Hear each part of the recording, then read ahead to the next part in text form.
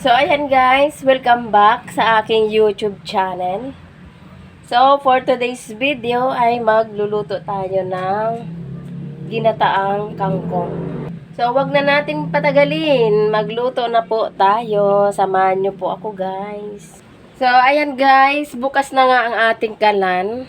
Maglalagay tayo ng mantika sa ating kawali. Then, igigisa natin ang ating bawang. Yan. So, ilagay natin yung bawang natin, guys, habang hindi pa mainit na mainit ang ating kawali. So, igigisa lang natin ng bahagya. Then, ilagay natin ang ating sibuyas. Yan. So, gisa-gisa lang to guys.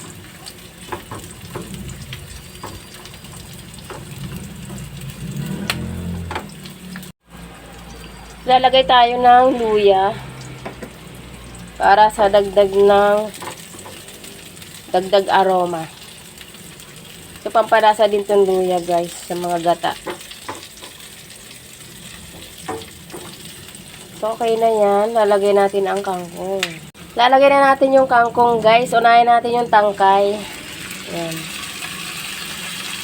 Kasi yung tangkay guys, matigas yan lang. Kaya, kailangan siyang unahin na palambutin. Lalagay tayo ng konting paminta, guys. Kunti lang. Tapos, maglalagay tayo ng tubig, guys, para pampalambot dito sa ating tangkay ng kangkong. Kukulan lang natin to hanggang sa lumambot. So, ayan, guys. Takpan muna natin to. Takpan muna natin. So, sa part na to guys, malambot na ang ating tangkay ng kangkong. Lalagay na natin tong mga dahon. Ayan.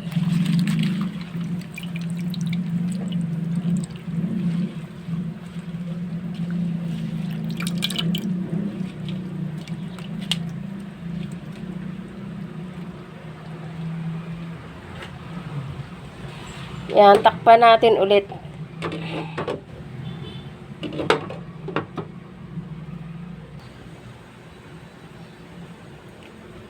So, ayan guys, ilagay na natin ang ating gata. Ito na guys. Ayan, ang ating gata.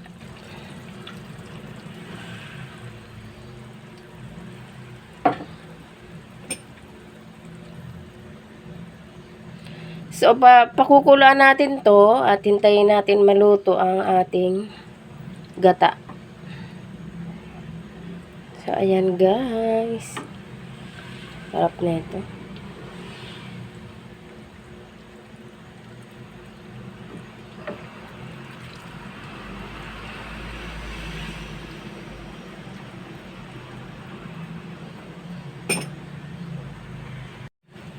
Ngayon, titimplahan na natin ng asin. So, nasa inyo guys kung gusto nyo maglagay ng mga seasoning. Kasi dito, asin lang ang pwede pampalasa.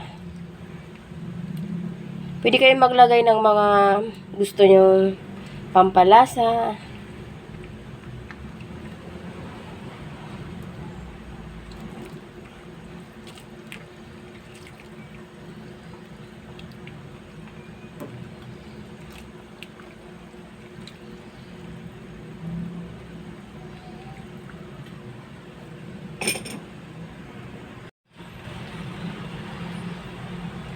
So, mag-a-add ako ng sili, kahit 2 piraso lang.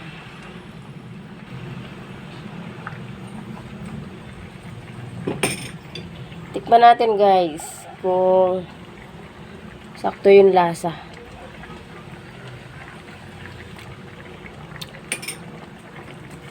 Dadagdagan ako ng asin.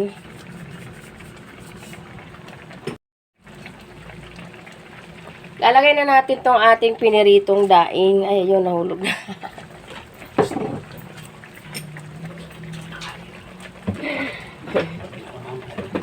So, ilalagay natin tong ating daing. Pinirito ko to kanina. So, ayan guys, ito yung ating daing. Ilagay lang natin to dito sa ibabaw. Ayan. Ayan lang natin ma-absorb ng gata.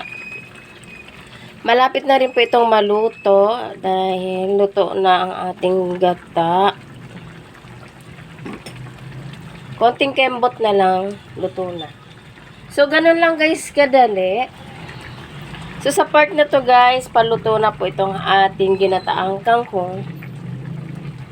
So, ganun lang kadali magluto. Sa mga walang budget, katulad ko, pwede na po ito pag piyestahan.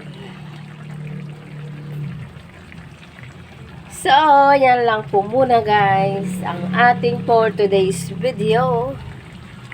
Ginataang kangkong. Maraming salamat po sa panonood. And see you on my next cooking. Bye-bye!